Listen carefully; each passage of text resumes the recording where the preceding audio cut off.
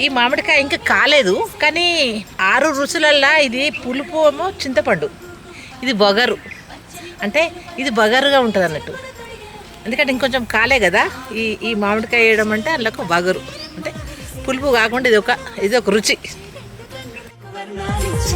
పుల్లా మామిడొచ్చే నీ పాప పులుకొచ్చే